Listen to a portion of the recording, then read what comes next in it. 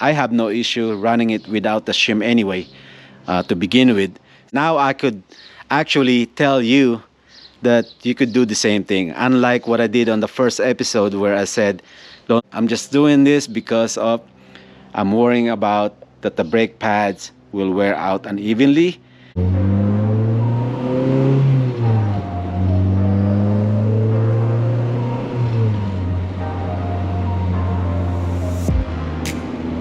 Welcome back to the channel. Slug it Ned 2. Doing a little bit of driving around. Just testing the shim that I have put on the brake pads, and it proved to be right on, man. Yeah, no complaint.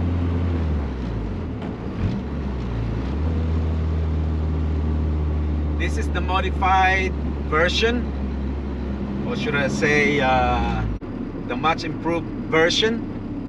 I was having some a little bit of a issue on the first one that I've made, which is I figured out what it was.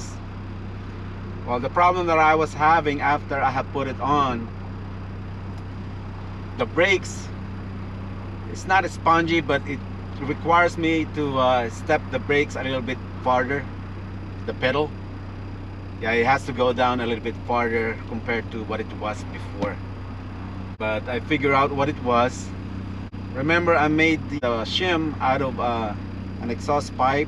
I thought I can get away by just making it straight, or at least flatten it as much as possible, but it proved to be wrong. So I went up to my metal shop and got me a flat stainless sheets.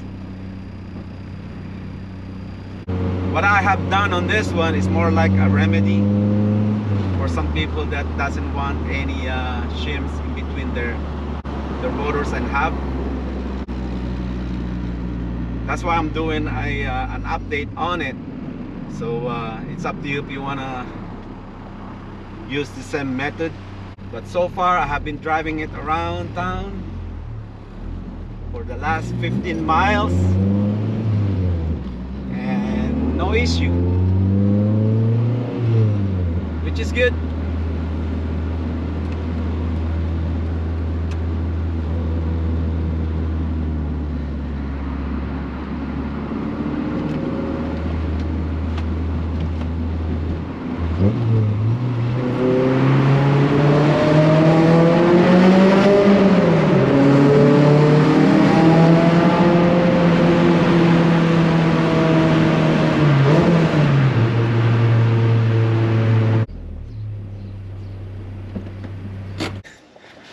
I'm gonna open this up, remove the tire and the brake pads.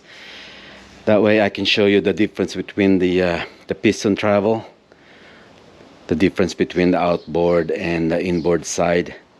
I know some of you will be curious, or at least interested on how did it turn out.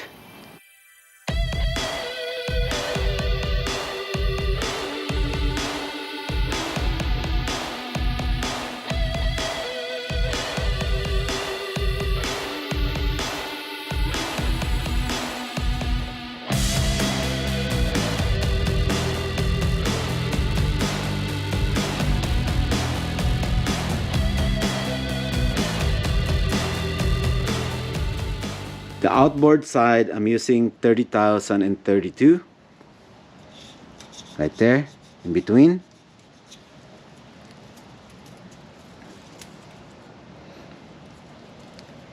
And the inboard side, I was able to put on 1615 right there. So 31,000. So the difference is 31,000. Still the piston travel. Let me remove this. Ooh, it's still hot. It's still warm. This piston sticks out about 60,000, and this one, it sticks about 31,000. Yeah, or 30,000, just like what I have here. So I say it's better than what it was before. without the thickness of that shim that I added on there, yeah, this thing will poke out more than the inboard side. Now here is the question. I've had some friends that have the same thing, and I asked him, how come you're not using the shim in between the rotors and the hub? This is what he told me. He doesn't want his rims to poke out more than what it is now.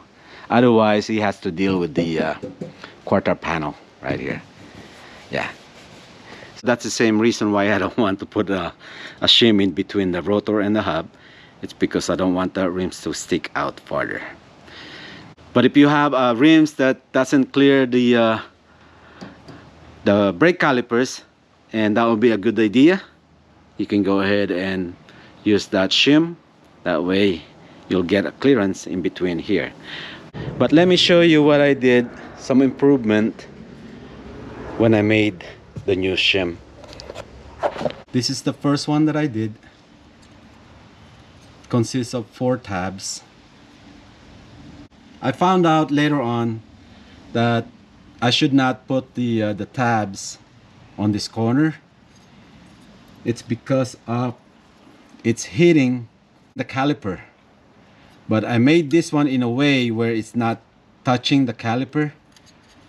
It's much thinner this time. I made it thinner. So I said, man, I need to redo this one. I need to cut this off. So on the second one, for the left side, which is you have seen it on short video, this is the much improved. It consists of 3 tabs right there, and it worked. This one works, but this one didn't. Why this one didn't work? It's because of it's not flat. It's not entirely flat. This one I got it in a way where it's almost right on. When I remove the brake pads together with this, yeah, it's not that easy. Not like this one. Since this is not flat, there was a gap in between the pads and this, and that is enough to cause that travel issue. The key points that you must do if you ever thinking about doing this thing measured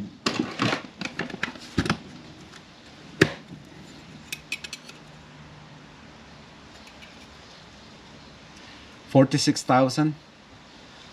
I'm not sure if this is 18 gauge or 20 gauge, but if you want to go a little bit thicker than this one, it's all up to you. It will work both ways. But make sure when you bend that tabs, bend it in a way. Let me see if I could find a piece of paper and just draw it. That will be a lot easier.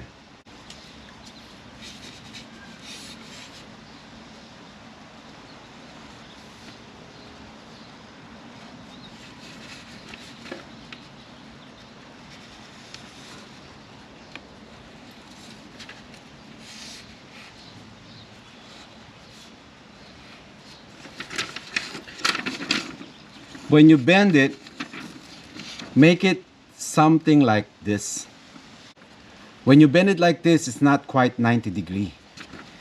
So you need to have that a little bit of a room. So when you put it on the brake pads, when you put it on top of the brake pads, it will sit flat. On this one, you're gonna end up having an area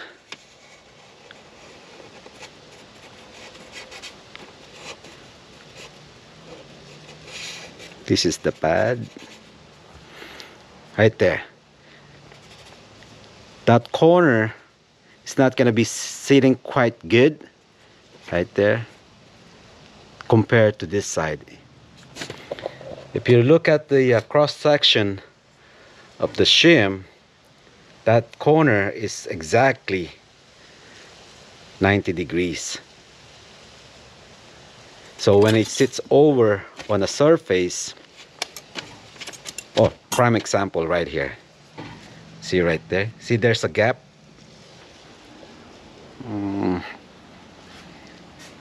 prime example right there.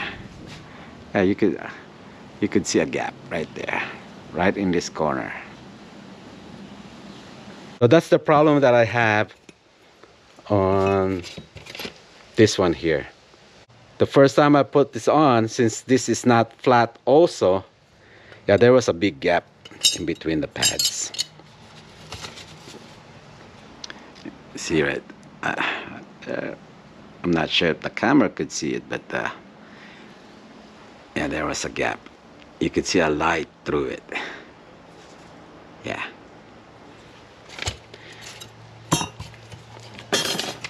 So this is the new and improved, and also made it in a way. I applied this one on the left side. I made this smaller. This is the this is the first one, but if you can make it a little bit smaller than the brake pads, it's better. But make sure you have enough area to cover the piston, okay? Right here. Made it smaller, so you would have more room when you bend your tabs.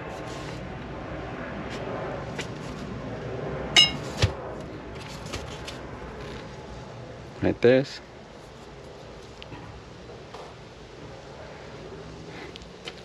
I don't have to worry about that piston going out so much compared to the other side. So I already know I have 30,000 difference between the two compared to 3mm or 5mm difference. So there it is.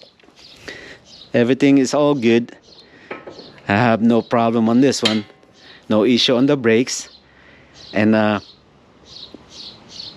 for some that wanted to do the same thing, now I could actually tell you that you could do the same thing, unlike what I did on the first episode where I said don't do what I do here. But this one, it is proven that it worked, and I have no issue with it whatsoever. And this is where I end this video. If you like this video, this episode, hey, make sure to hit that like button, okay? And yeah, like and share, and I'll see you guys on the next episode. Bye everyone.